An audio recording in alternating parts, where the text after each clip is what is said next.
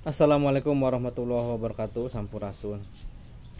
Mengingat banyaknya gunung-gunung yang jadi tambang ya, entah itu gunung api atau gunung kres atau gunung cadas. Kebanyakan sih sekarang yang mengandung ekonomi itu gunung cadas, bisa buat dibikin bahan apa kimia, bisa buat bahan bangunan. Mengenai bencana yang di Gunung Kuda, terkait bencana longsor yang di Gunung Kuda kemarin itu kan udah 2 kali, mungkin kesekian kalinya longsor ya, maksudnya itu sih maksudnya bencana yang dibuat-buat ya, bencana ini sini beda sama bencana yang emang real alam ya. Bencana real alam antara benturan alam, kalau ini kan bencana yang dibuat-buat.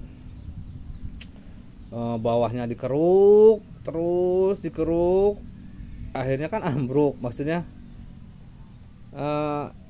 biarpun ilegal atau apa, harusnya ada SOP-nya gitu.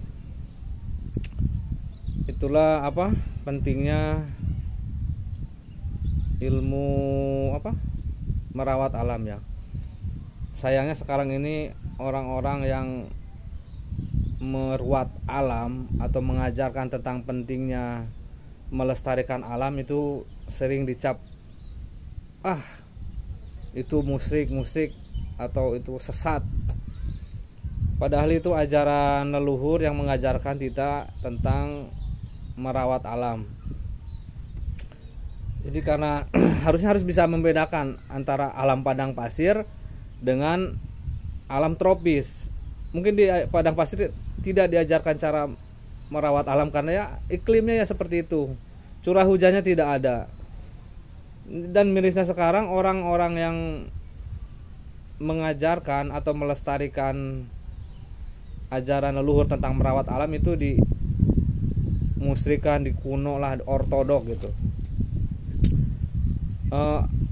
Orang yang awam tentang geologi, kalau sekarang kan geologi diteliti di apa, jadi diilmiahkan. Tapi orang-orang zaman dulu tidak bisa menjelaskan secara ilmiah.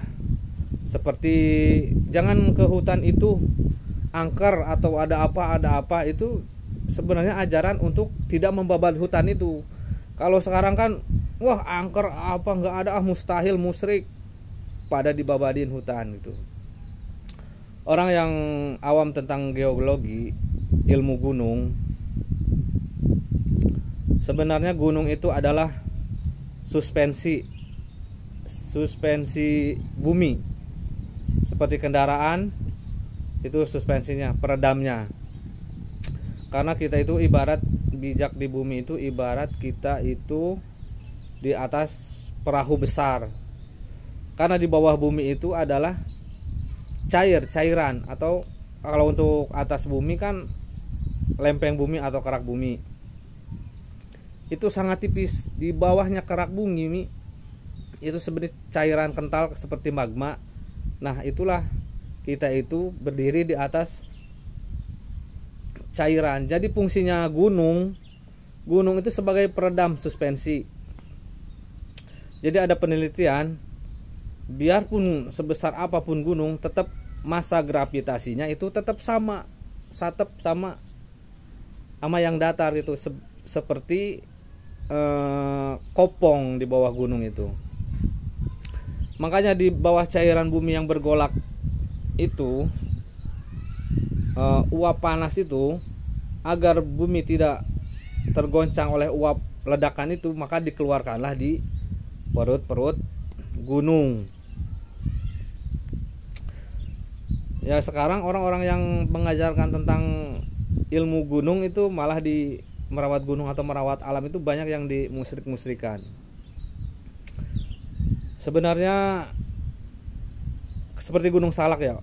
Katanya Gunung Salak itu mistis, banyak pesawat yang jatuh kalau lewat Gunung Salak. Itu bukan karena itu mungkin secara pemikiran budaya lokal ya.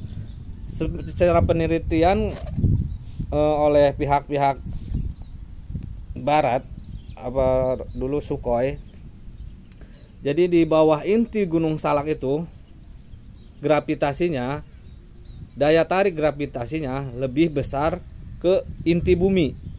Jadi di bawahnya kopong dan di bawah inti buminya itu cairan panasnya itu, gravitasi ke inti buminya itu lebih tinggi. Jadi bila mana ada pesawat ke atas melewati titik, kalau di bahasa Sunda saya itu pancer tengah, pusar pancer tengah, itu akan tersedot gravitasinya oleh gravitasi inti yang ke bawah inti bumi, yaitu mantel bumi, bukan kerak bumi. Kerak bumi itu atasnya, di bawahnya kerak bumi itu yang cair itu mantel bumi. Nah disitulah ada pergolakan mantel magma, jadi masa energi gravitasinya lebih besar ke bawah. Itu secara ilmiah. Tapi kalau secara budaya atau ilmu leluhur Sunda ada lagi gitu ya. Tapi kalau secara diilmiahkan, secara geologi nyambung, cuma itu secara tradisi, yang satu secara ilmiah.